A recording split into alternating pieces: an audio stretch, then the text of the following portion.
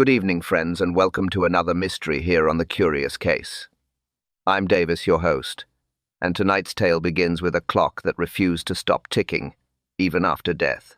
Some say time heals all wounds, others know time hides them.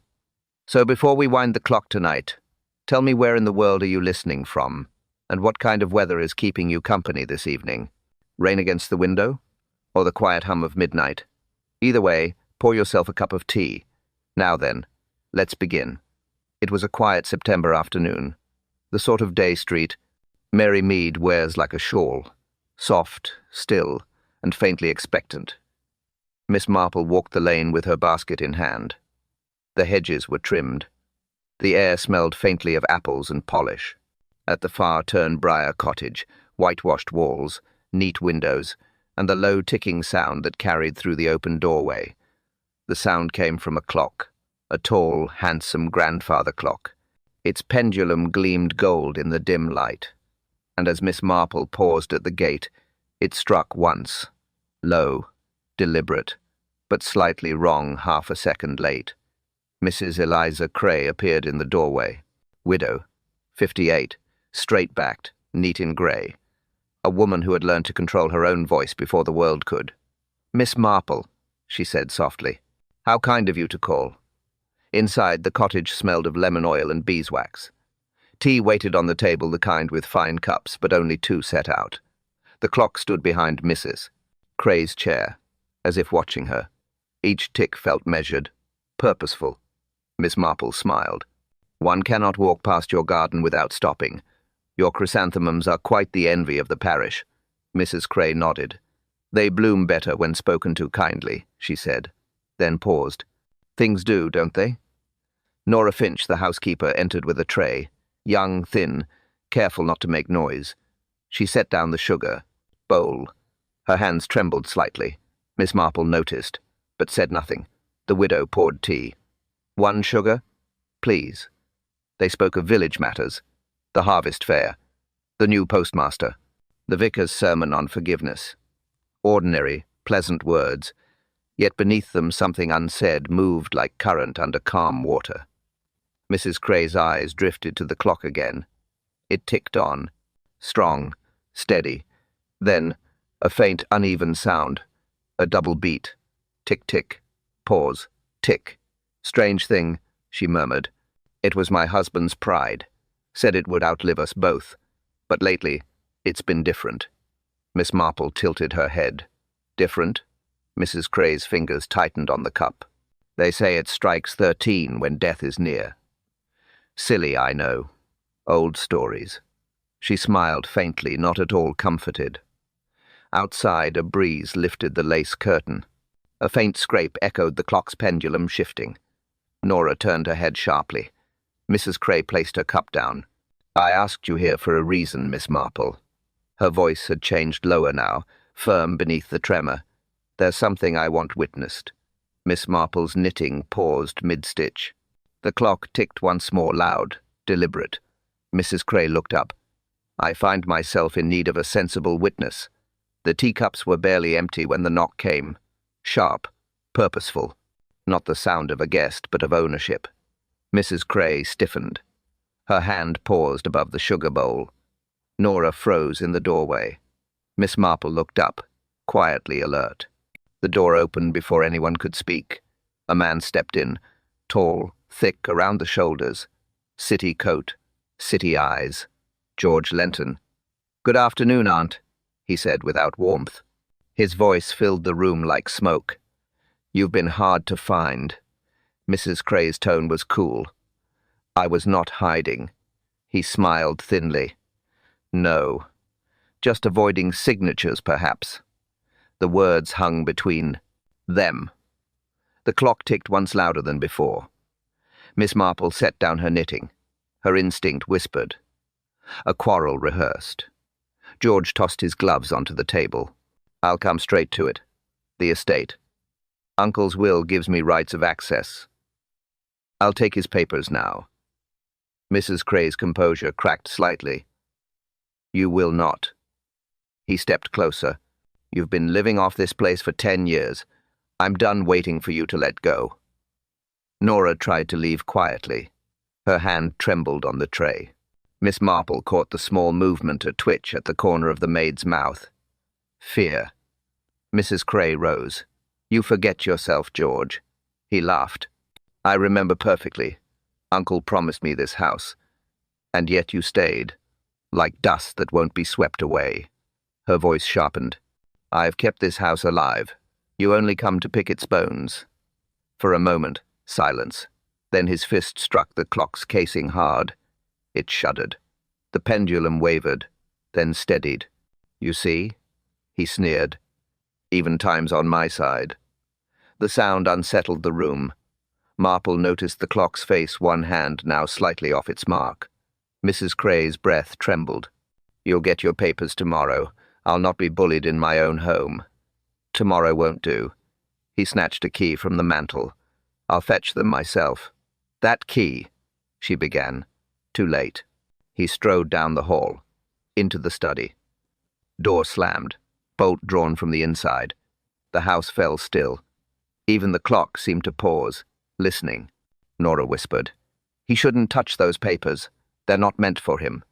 Mrs. Cray sat slowly, her face pale, eyes on the closed door. Her lips moved, almost a prayer. He can't take what doesn't belong to him. 5 minutes, then 10. Only the faint hiss of the fire and the hum of the clock. Miss Marple looked toward the study. She tilted her head the way. She always did before truth found her. "Strange," she murmured. "Even tempers make noise. Silence is rarely innocent." Another minute passed. Still no sound. The clock ticked once and stopped. Miss Marple rose, her eyes fixed on the door. "Locked doors," she said softly, "and silence are never a good combination." They waited. No sound, no movement. Mrs.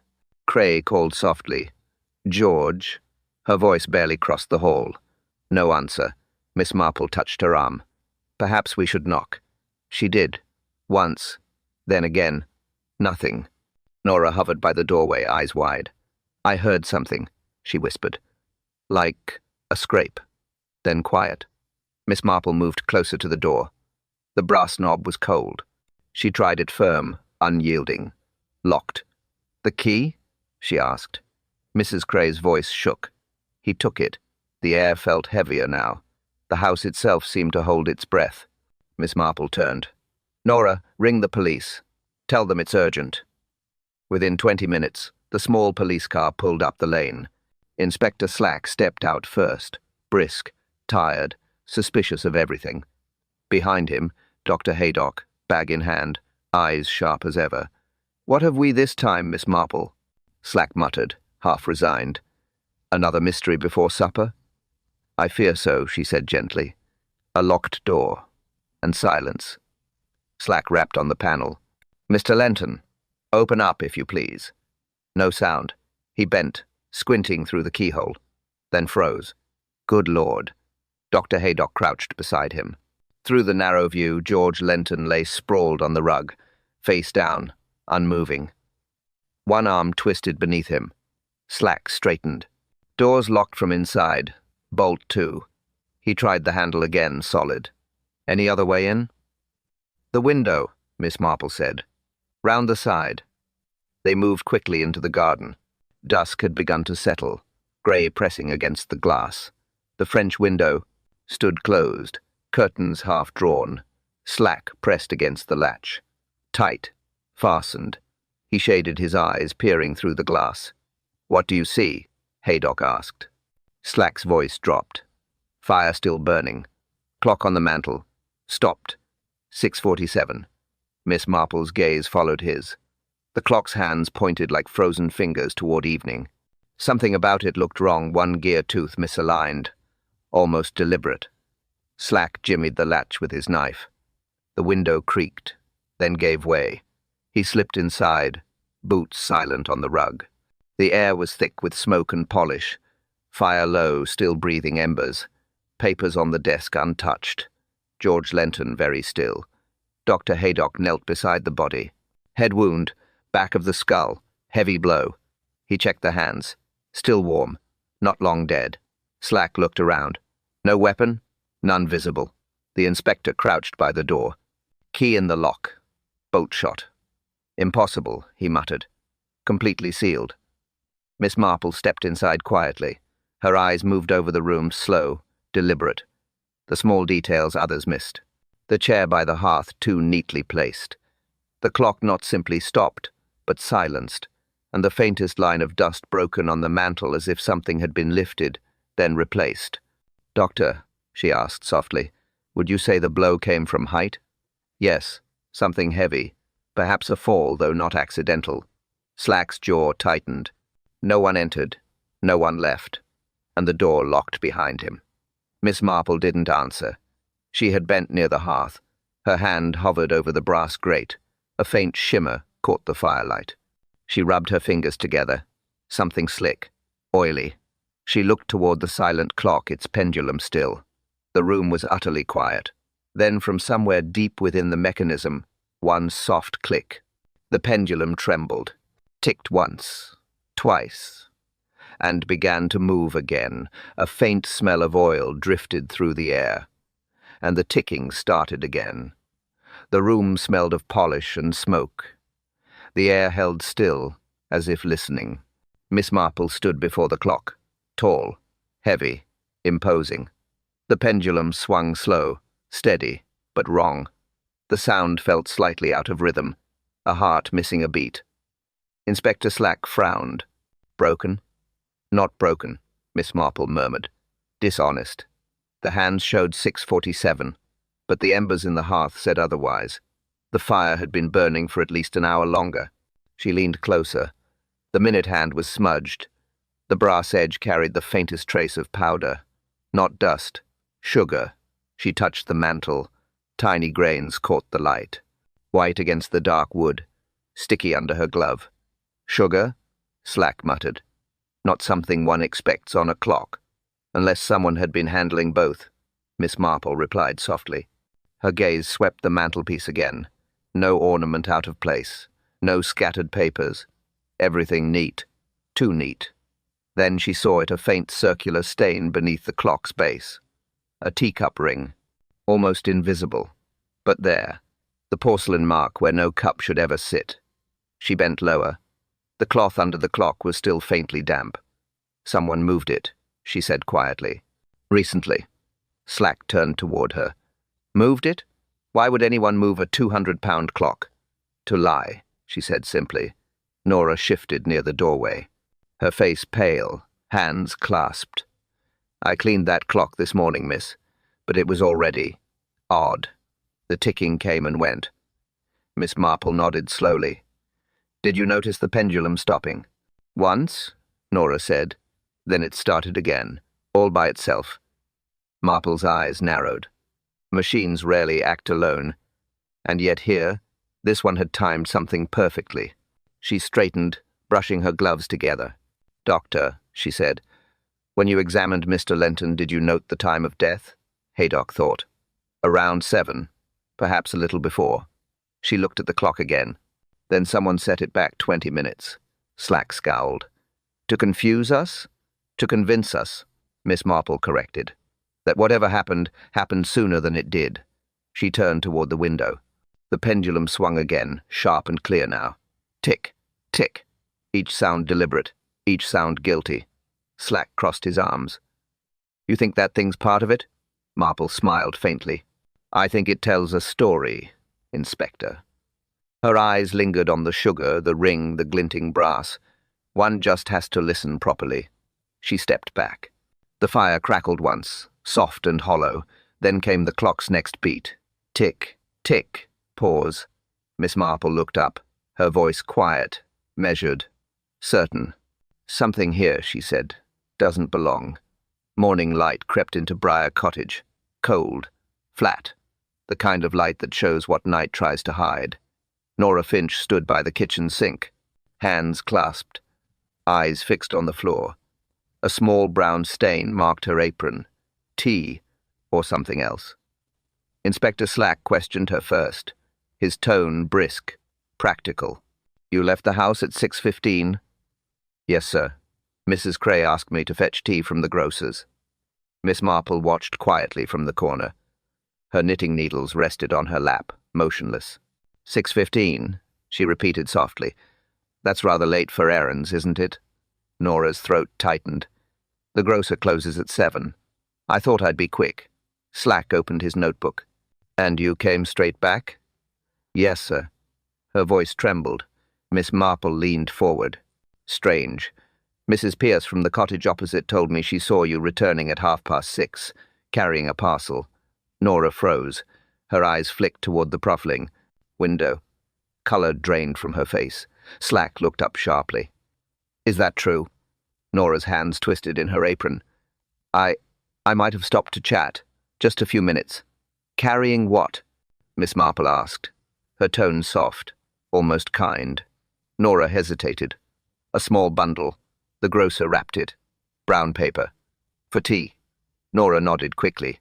Yes, miss. A special blend Mrs. Cray likes. Marple tilted her head. Tea doesn't weigh that much. Silence filled the room. The clock in the hall ticked faintly, the same steady rhythm as before. Nora's lip trembled. Her eyes glistened. It wasn't heavy, she whispered. Not really. Slack crossed his arms. You're lying, girl. Either about the parcel or the time. Which is it? I'm not. Miss Marple stood, her voice gentle but unyielding. Then, tell us what was in the paper, Nora, before someone else does. Nora's breathing quickened. Her fingers clutched the edge of the sink. Her voice broke. I can't. She said it was private. Just polish for the clock. That's all. Marple's eyes sharpened. Polish? Bought from Pratt's shop? Nora nodded faintly. Yes. Pratt wrapped it himself. Slack closed his notebook. Pratt's ironmongery, you mean? She nodded again. Tears ran now. I didn't know what she wanted it for. I only did what I was told. Miss Marple turned towards Slack. Her tone was calm, measured, the rhythm of logic returning. I believe, she said, that Mrs. Cray asked Nora to buy something rather more useful than tea. Slack frowned. What do you mean? Miss Marple reached for her hat, her eyes already fixed beyond the cottage window. There's only one man in this village who sells both polish and wire. She paused, voice low. I think, Inspector, that you might wish to speak to Mr. Pratt. The afternoon light dimmed behind the curtains. The air in the study was still heavy with polish, smoke, and secrets. Miss Marple stood before the clock, her hands folded, eyes bright with quiet certainty. Inspector Slack leaned against the desk, skeptical as always. Doctor Haydock watched from the side, half curious, half grim. Let us imagine, Miss Marple began softly, that this clock did not stop by chance. She touched the casing with her gloved hand. The brass was warm near the base where the fire had reached it. The spring here, she said, tapping gently, was cut. Not clean through. Only halfway. Enough to weaken it, but to keep it intact someone needed to hold it fast. Slack frowned. With what? Adhesive, she replied. Something temporary, something that yields to heat. She nodded to Dr. Haydock. You'll find traces of sugar and gelatin along the edge. He bent closer. Indeed, a faint, tacky film gleamed in the groove. He raised his brows. She's right. Marple smiled faintly. Sugar, when mixed with gelatin, makes an excellent short-term bond. Solid while cool. Weak when warmed. Slack scratched his chin. So what? Someone glued the spring? Precisely, she said, and timed its failure. Her fingers moved along the pendulum's chain. When the fire burned long enough, the heat softened the sugar gel film. The spring released. The hammer inside struck once as if the clock had been wound. That strike pushed against the small lever holding the bolt. Slack's eyes widened. The door bolt? Yes. She pointed to the frame. The pressure released it from inside. The sound you heard, the 13th chime, wasn't the clock keeping time. It was the moment the bolt slid free. A hush filled the room. Even the ticking seemed to fade, like the clock itself was listening. Haydock nodded slowly. Ingenious. Mechanical. Deliberate. Slack muttered. And murderous. Miss Marple straightened. George Lenton was already hurt. The clock merely completed the illusion. A locked room. No man could enter or leave. A death without witness. Slack stared at the clock, the pendulum swinging steady, innocent again. Who thinks of a thing like that? Miss Marple looked at him calmly. Someone patient. Someone clever. Someone who understands time and endings. She turned from the clock toward the window. The evening wind rattled the glass. Her voice fell quiet. "Now, Inspector," she said, "we must ask why." The sitting room felt colder now. The fire burned low, half-hearted. Ash settled where warmth once lived. Mrs. Cray sat stiff in her chair. Her eyes were dry, too still. Miss Marple stood by the clock, gloved hands folded, voice soft. "George Lenton was a difficult man," Marple began. Mrs. Cray's chin lifted slightly. "Cruel," she said. "He was cruel." Nora lingered by the doorway, afraid to breathe. The inspector waited, notebook closed. He mocked his uncle's memory. "Mrs. Cray continued, "He called my husband's work a failure, said everything here would rot without him. He wanted the land, the furniture, even this clock, as if time itself could be collected." Marple nodded, her tone calm, measured. "But cruelty alone doesn't turn clocks into traps." The widow's hands gripped the chair arms. "I did nothing wrong. You've no right to suggest otherwise." Marple's eyes drifted toward the mantel. "The sugar was clever," she said quietly. "Sugar mixed with gelatin. A bond strong enough to hold the spring until the fire softened it. Ingenious, really." Mrs. Cray's breath caught. "What are you implying?" "That whoever handled this clock last," Marple continued, "had sweet residue on their hands." She turned her gaze gently toward the widow. "I noticed it on your gloves, Mrs. Cray. A fine dusting almost invisible in this light." Mrs. Cray's calm faltered. Her lips parted. Words, struggling for air. I baked. I had tea. Sugar clings to everything in this house." Marple's voice didn't rise. She simply waited. Silence has a way of peeling truth open. The clock ticked once. Loud, deliberate. Its sound cut through the pause like a confession. Inspector Slack leaned forward. "Baking at 6 o'clock, were you?" Her fingers tightened again. "I don't keep track of the time." Marple's tone softened. "Yet you made sure this clock did." Mrs. Cray's breath trembled.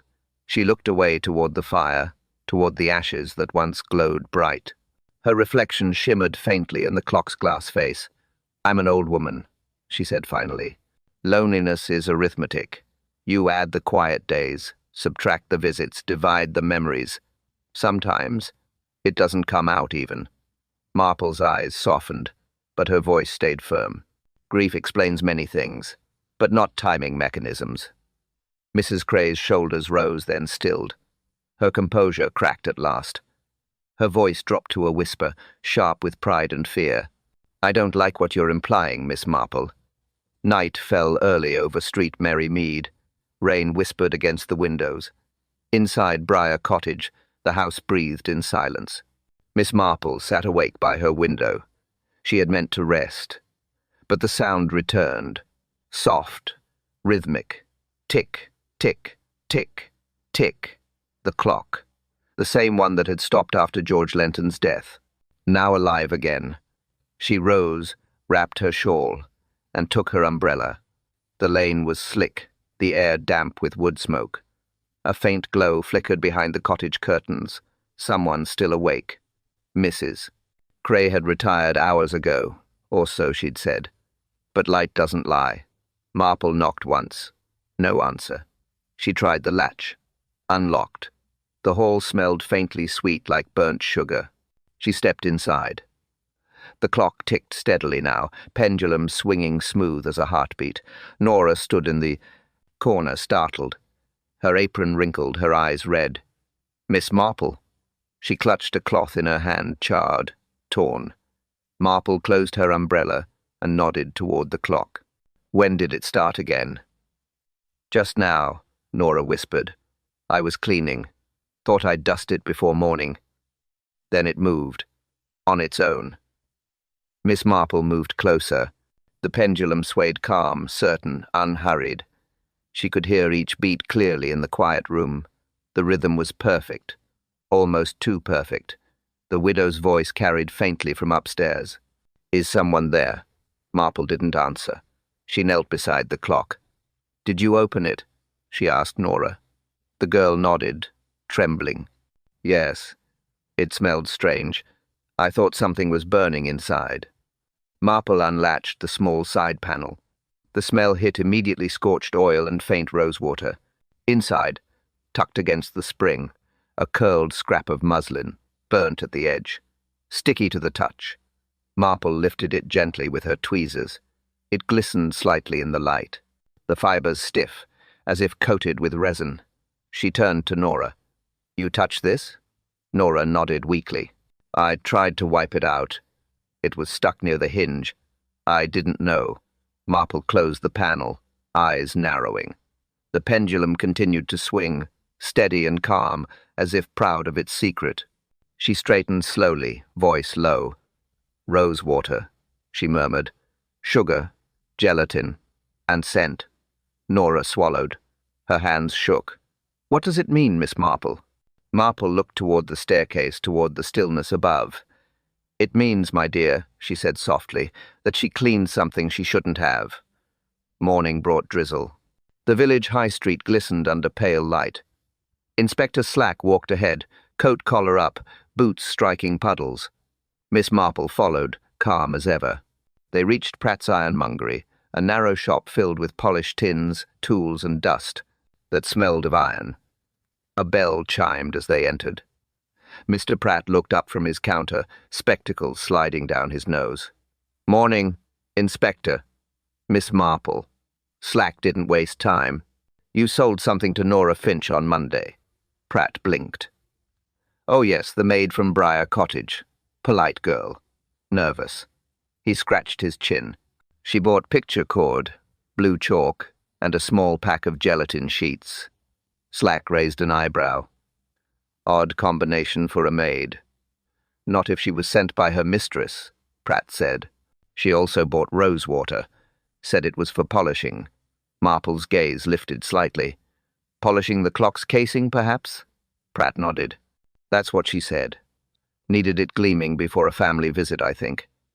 Mrs. Cray's very particular about that clock." Slack flipped open his notebook. "Time of purchase?" 6:30, give or take. Just before I closed. She said she was in a hurry, wanted the good cord, not the cheap one. I remember because I had to cut it fresh from the reel." Marple's voice was gentle. "What kind of cord, Mr. Pratt?" "Picture cord. Thick and strong. Same type people use to hang mirrors or heavy frames. Won't snap easily." Marple's eyes met Slack's. Neither spoke. The implication hung heavy in the air. Slack closed his notebook. "Thank you, Pratt. That'll do." But Pratt wasn't finished. "Oh, one more thing, Inspector. She mentioned something about sugar." He frowned, searching his memory. "Asked if I knew how to clean brass without scratching it. Said she'd read somewhere that sugar water works. I told her nonsense, but she laughed and bought the rosewater anyway." Marple smiled faintly. "Sugar and rosewater," she said softly. "An old trick. For shine or disguise." Slack muttered, "Or both." They stepped back into the street. The drizzle had turned steady now. Steam rose from the cobbles where the sun tried to break through. Marple held her umbrella close. "She bought everything needed for a mechanism," she said. "Cord for leverage, gelatine for timing, rosewater for scent to mask what sugar leaves behind." Slack frowned. "Timed how?" "The gelatin hardens cold, weakens with heat," she said. "Set it near a fire and it will release at the moment you choose. A poor man's fuse. Clever and silent." Slack exhaled slowly. "Polish, that kills," he muttered. Marple didn't reply. Her eyes followed the smoke curling from a nearby chimney, quiet, precise, inevitable. "She planned this like a ritual," she whispered. "Measured, clean, deliberate." Slack turned toward her. "You mean she prepared for murder?" Marple's gaze returned to the cobbled street. Her voice dropped, calm and final. "She prepared death," she said, "like afternoon tea." Evening crept softly through the windows of Briar Cottage. The rain had stopped, leaving the garden slick and glistening. Inside, the house was hushed, too hushed. Miss Marple stood at the doorway of the sitting room. Mrs. Cray sat in her usual chair. A lamp glowed beside her, throwing a small circle of light over a basket of sewing. The widow's fingers moved with precision, thread through needle, fold, stitch, knot. But the rhythm was wrong faster than calmness, slower than panic. Miss Marple stepped closer. "I thought I'd find you here," she said softly. Mrs. Cray didn't look up.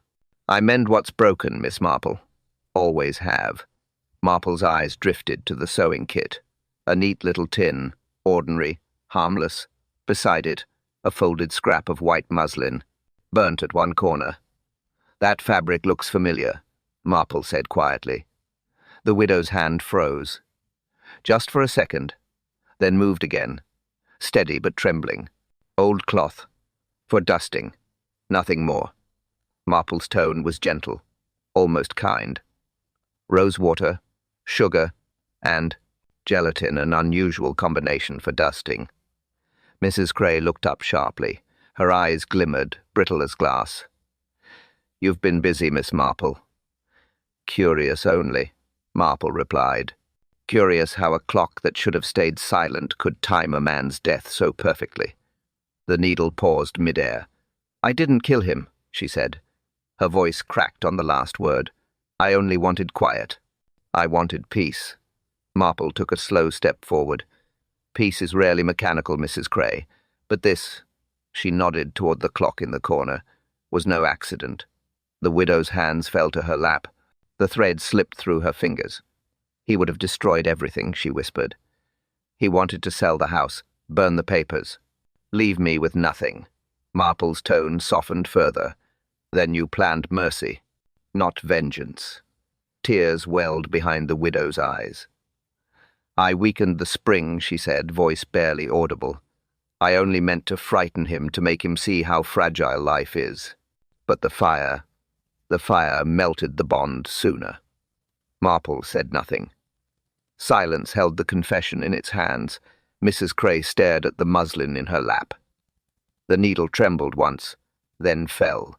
Her lips parted as if in prayer. "It was meant to be gentle," she whispered. Her voice almost vanished under the clock's slow ticking. Marple waited. The air in the room grew still.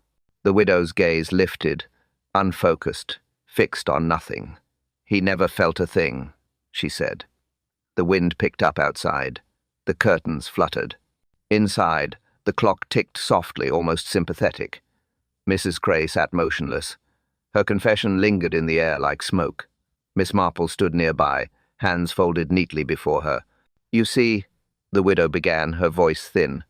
He wouldn't stop.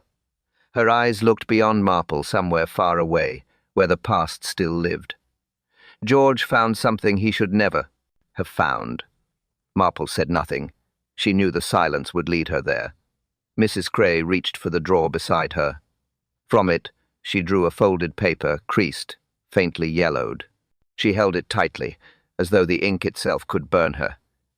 "My husband left a will," she said quietly. "A good one. Fair. It gave the tenants protection leases secure for life. He was kind that way." She swallowed. "But kindness doesn't last long when lawyers get involved.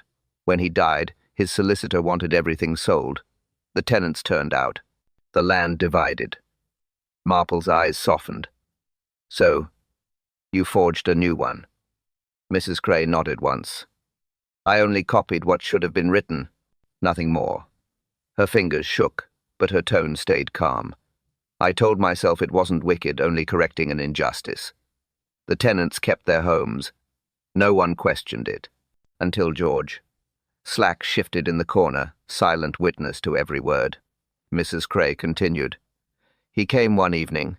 Said he'd found an older draft one with my husband's true signature. He knew what I'd done. He said he'd take it to court. Not to clear his uncle's name, but to take everything for himself." Her voice hardened suddenly, iron under silk. "He would have thrown out families for money, evicted the children from their beds. The church, the school all gone." Marple nodded slowly. You saw ruin coming. Mrs. Cray's eyes met hers wide, tired, unashamed. He would have ruined everyone, she said, and I couldn't let him. So I stopped him kindly. Marple's gaze moved toward the clock.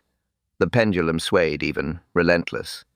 Kindly, she repeated, by turning time into a weapon. Mrs. Cray's lips trembled, then steadied. I only meant to delay him, to frighten him. He wasn't supposed to die in that room. But the mechanism worked faster than I expected. The fire melted the spring before I could reach him. The room went quiet. Even the ticking seemed to hesitate. Marple stepped closer. Her tone was soft, almost sorrowful. You planned mercy, Mrs. Cray, but mercy is a knife with two edges. Tears filled the widow's eyes. I saved the innocent, she said. Her voice quivered, and condemned myself. She looked at the clock again, the faithful machine, still keeping time. Her reflection glimmered faintly in its face, small and pale. I saw only one way forward, she whispered. The rain had stopped. The air in the cottage hung heavy, thick with quiet. Only the clock broke the silence, slow, patient, counting what was left. Inspector Slack closed his notebook. His eyes lingered on Mrs. Cray. You understand, ma'am? He said, voice low. I've got no choice. Mrs. Cray didn't flinch. I know, she replied softly. It was always going to end this way. Miss Marple stood near the mantel, hands folded, gaze steady. Her voice came calm, deliberate. Inspector, must it end with punishment? There are crimes of malice, and there are crimes of mercy. You can tell which this was. Slack's jaw tightened. I don't have that luxury, Miss Marple. The law doesn't make room for mercy. Marple's tone warmed not argument, but understanding. Justice and mercy aren't twins, Inspector. They're cousins. Sometimes they simply live in different houses. Slack said nothing. His hand rested on his notebook, his knuckles pale. You'd have me ignore a confession. I'd have you remember human nature, Marple replied. She acted from conscience, not cruelty. She built a machine to stop pain, not to cause it. Mrs. Cray rose from her chair.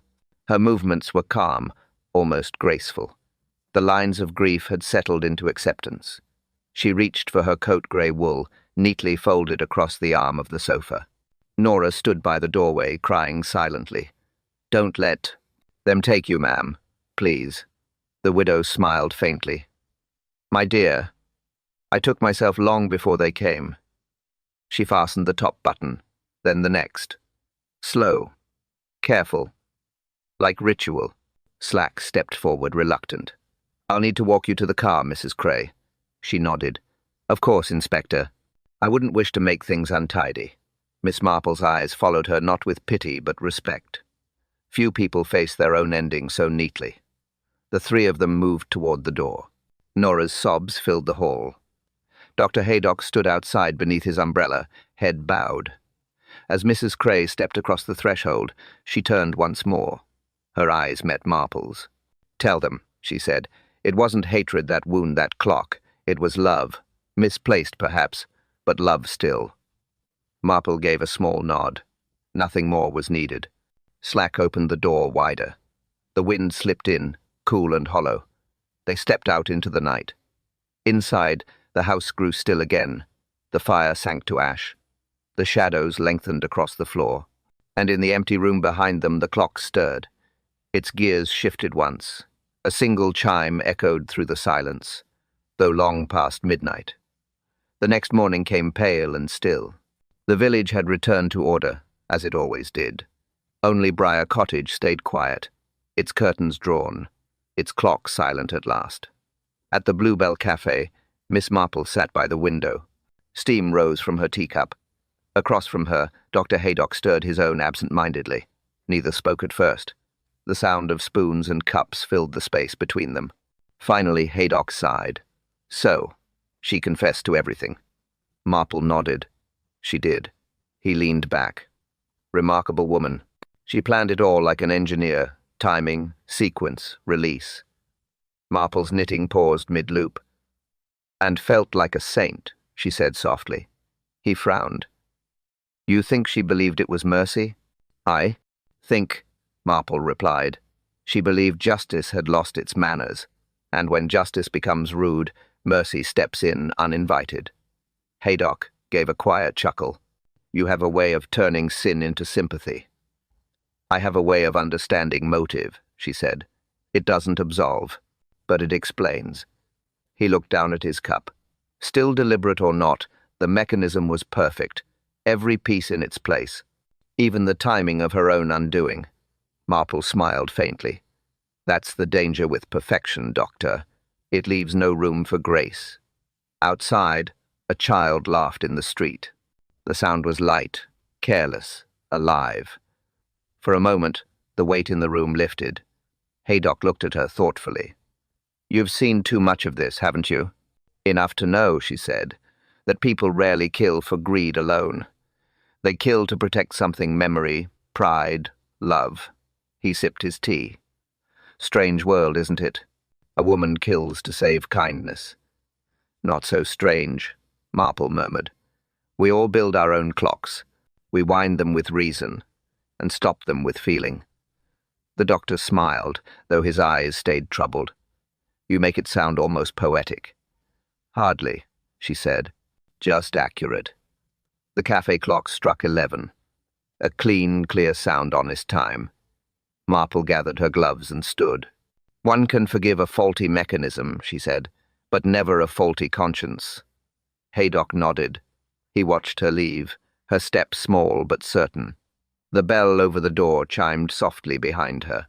Outside, sunlight broke through the clouds, and Miss Marple whispered to herself almost tenderly, Human nature is never purely logical. Rain traced silver lines down the window pane. Miss Marple sat in her chair, quiet, still. Her knitting lay untouched on her lap. Outside, the village rooftops glistened. The lane was empty, washed clean by morning. Only the church bell broke the 20 late, silent, steady, perfect. 12 clear strokes, no hesitation, no feeling. She counted each one softly, then smiled faintly, sadly. Punctual as always, she murmured. The fire behind her had gone to embers. She didn't mind. Some silences deserved to stay cold. A letter rested on the table beside her, Inspector Slack's handwriting. Formal, brief, sentence pending. She didn't open it again. There was no need. Truth rarely changed its words once written. Through the rain's rhythm, she could almost hear another clock, the one from Briar Cottage.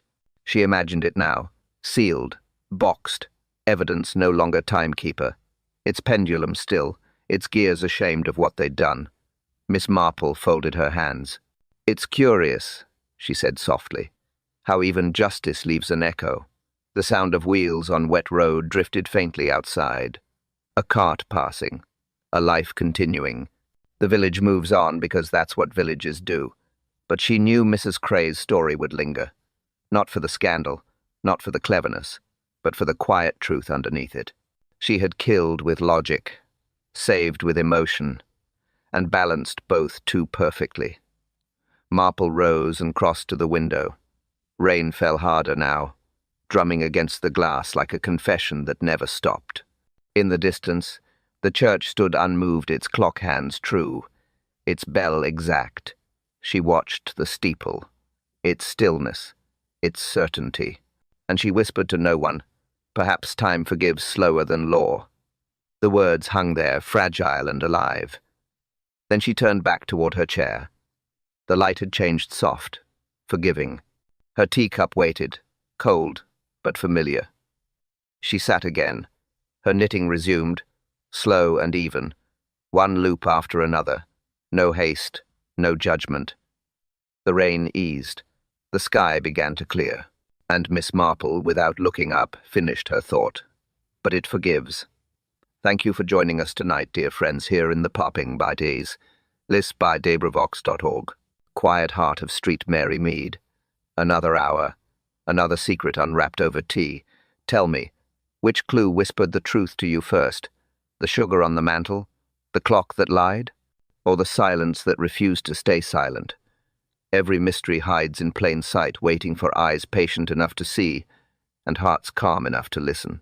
If you enjoyed tonight's story, leave your thoughts below, your guesses, your favorite moment, and, as always, thank you for keeping our corner of mysteries alive. Until next time, may truth cool slower than tea. Next week, a postman delivers a letter no one wrote. The ink is fresh, the seal unbroken, but the name on the envelope belongs to someone long dead. In the quiet lanes of Street Mary Mead, whispers begin to stir, a secret penned by no living hand, a message that shouldn't exist. Miss Marple will read between the lines and discover that ink can lie louder than words. So, keep the kettle warm, dear friends. Stay subscribed. Another cup of truth awaits. And this time the letter arrives at your door.